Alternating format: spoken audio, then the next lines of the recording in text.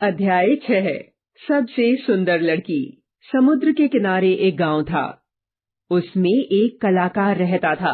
वह दिन भर समुद्र की लहरों से खेलता, जाल डालता और सीपियां बटोरता। समुद्र उसके जाल में रंग बिरंगी कौड़ियां, सुंदर सुंदर शंख, विचित्र पत्थर और न जाने क्या क्या भर देता।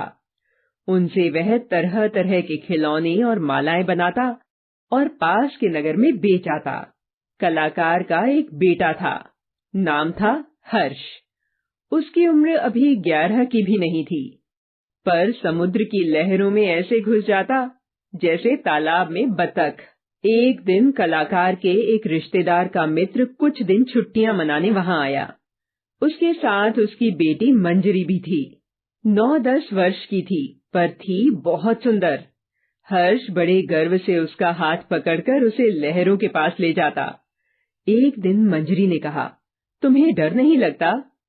तभी एक बड़ी सी लहर दौड़ती हुई हर्ष की ओर ऐसे आई जैसे निगल ही जाएगी। मंजरी चीख उठी, पर हर्ष उछलकर उस लहर पर सवार हो गया और किनारे आ गया। मंजरी भी मन ही मन चाहती थी कि वह भी समुद्र की लहरों पर तैर सके, पर डरती थी।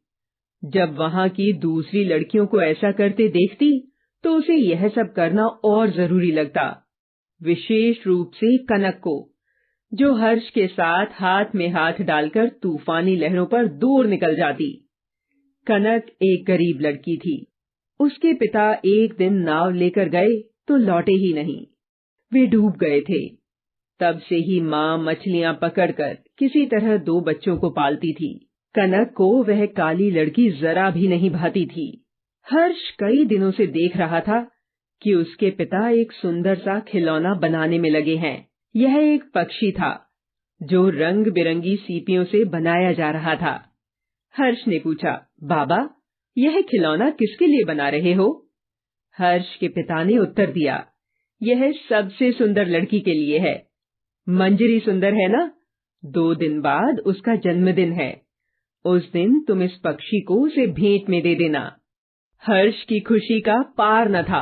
वह दौड़कर मंजरी के पास गया, उसे समुद्र के किनारे ले गया और बातें करने लगा। मंजरी के जन्मदिन के बारे में बातें करते करते वे दूर तक समुद्र में चले गए। सामने एक छोटी सी चट्टान थी। हर्ष ने कहा, आओ उस चट्टान तक चलें। मंजरी काफी निडर हो चली थी, बोली, चलो। तभी हर्ष ने देखा कि सामने बड़ी चट्टान पर कनक बैठी है। कनक वहीं से चिल्लाई, हर्ष, यहाँ आ जाओ। मंजरी वहां नहीं आ सकती, तुम ही इधर आ जाओ। हर्ष ने जवाब दिया। मंजरी ने भी कनक को देखा, उसे ईर्ष्या हुई।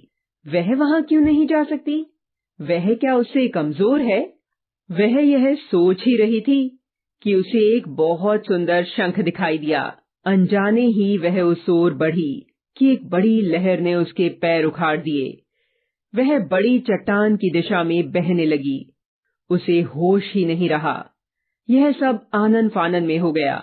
हर्ष ने देखा तो वह चिल्लाता हुआ उधर बढ़ा, पर तभी एक और लहर आई और उसने उसे मंजरी से दूर कर दिया।